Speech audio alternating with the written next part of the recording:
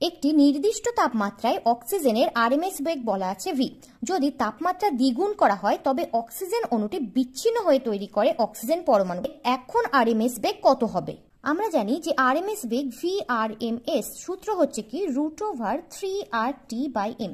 তাহলে প্রথমে অক্সিজেনের VRMS কত আমরা লিখতে পারবো √3RT/m, যেখানে m কত 32, তাহলে m হচ্ছে 32।